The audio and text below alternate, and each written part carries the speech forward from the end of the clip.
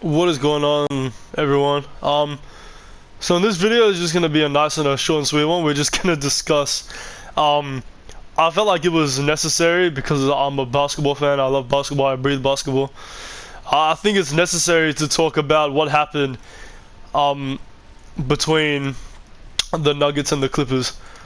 Um, I watched the game. I did watch the full game, and the main thing you have to bring it down to is you could make a debate that it's not home court, that no one had home court advantage. But then saying that, no one really had to travel, so it doesn't really take as much energy out of out of people as you would think. Because traveling does take a lot out of NBA players and just sporting players in general. So you can't really bring it down to that excuse. Um, but they just crumbled. You know, they weren't ready for prime time. Kawhi Leonard didn't show up.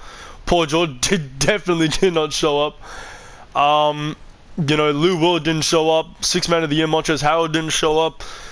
They basically run out of firepower, and when that happens to a team like that, there's basically no hope. When no one's clicking. Pat Bev averaged 4 fouls in that series. I don't know what the fuck he was doing, but I'm not a fan of him, so I don't like him.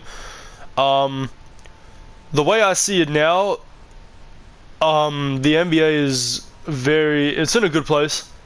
There's no, it's very even. Like, no one, you have to, obviously, when I say this, like, don't include the coronavirus when I say this, but you didn't, nobody said, not even Denver Nuggets fans said before the season started, we said, oh, we're going to reach the conference finals, we're going to play the Lakers, and in the semifinals, we're going to take the favorites to win the championship to 7 games. No one was saying that. But at the end of the day, they really just crumbled under pressure. When your two best players are putting up 24 points combined, you're never gonna win that game. And when Jamal Murray is hitting shots like how he did, there's really no stopping him. The Joker, Nikola Jokic, he was playing bully ball out there. That was the main problem. That's where it started. I reckon they didn't have an answer for him. I watched all the games again. Yesterday before Game 7, and they only made one serious lineup adjustment. They put Kawhi Leonard, which is arguably one of the best defenders in the NBA. They put Kawhi Leonard on Nikola Jokic, but every time Jokic had the ball in the post or the high elbow or the block, they just kept double teaming him. I mean, I'm not a basketball coach, I'm not a basketball expert, but I'm pretty sure if you're gonna put your best defender on someone, it doesn't call for a double team.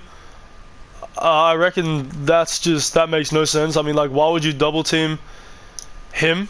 I mean, he's good. He definitely deserved a double team, but I don't think if you have your best defender, I don't think there's, a reason to double team. And that's where they scored. When you're double teaming, obviously there's gonna be one person open. Just swing the ball and find the open man, and that's exactly what they did. They had 3 chances. The Clippers had 3 chances to close it out. They were up 3-1. And like on First Take on ESPN, like what one of the talk show hosts said, they said that this has to be one of the most one of the worst chokes in NBA history, just because of the team who it is. When you have a team of Kawhi, Paul George, 2 reigning 6 Man of the Years, an incredible bench, a great coaching staff, and you can't get the job done. I mean, it just doesn't really make sense for them to lose. I mean, the Nuggets outplayed them. They weren't ready for prime time, like I said before. And now I reckon it's pretty obvious that Denver will put up a fight against the Lakers. But this is me not being biased at all. I reckon the Lakers are going to win the championship. And then going out to the East, you really can't say who's going to win because it's pretty open. The Boston and Miami are very equally put. Both have superstars, both have a great bench. But yeah, now that the Clippers are out, I reckon this LeBron and the Lakers and AD and all those guys and the coaching staff, I reckon they have a pretty good chance of taking it out, if I'm being completely honest. But whatever's gonna happen now, I believe Game 1 of Lakers and Nuggets is tomorrow. I'm talking in Australia time, so I think it's tomorrow 9 a.m.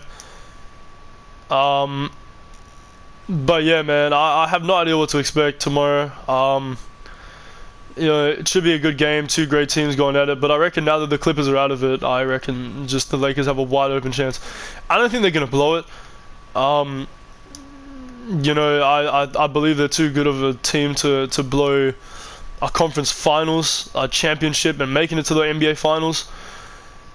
But yeah, nah, going back to the Nuggets, it's just tragic to see them go down like that. They are possibly the only team in the West that could put up like a 7-game series with the Lakers. But now that they're out, I just don't believe that that the Lakers are gonna lose. Or I believe major offseason changes will come to the Clippers. I reckon they're gonna trade away like people that they don't need, like Landry Shamet, JaMychal Green. Joakim Noah is just unwanted cap space that no one really wants in the NBA. Like, let's be honest, he's washed up. But they're probably going to get rid of all the contracts that they don't really need. They're just taking up all the cap space when they could have signed someone. Now that Giannis is re-signed with Milwaukee, any talk of him leaving to play anywhere else really is just out of the conversation. So, yeah, that's my take on the whole situation, really. I don't really have much to say about it. Just 3-1 choke. Now that no one else is going to challenge the Lakers, I reckon it's wide open to them.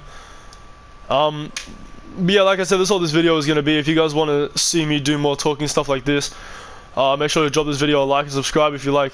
I reckon this is the type of content I'm going to do, like, just because I like basketball and like I know a fair bit, so it'll be easier for me to talk about. But yeah, leave a like if you like this type of content, and yeah, I hope you guys are having a taking care, staying safe in the world right now, and yeah, see you guys in the next one. Peace.